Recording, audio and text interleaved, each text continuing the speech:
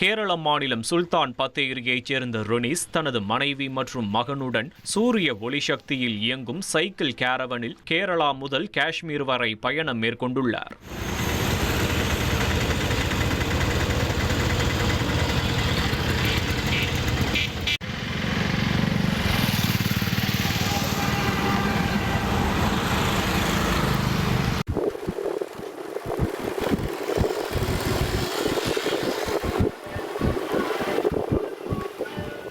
இந்த கேரவனில் சமையல் மற்றும் உறங்கும் வசதிகளும் செய்யப்பட்டுள்ளன.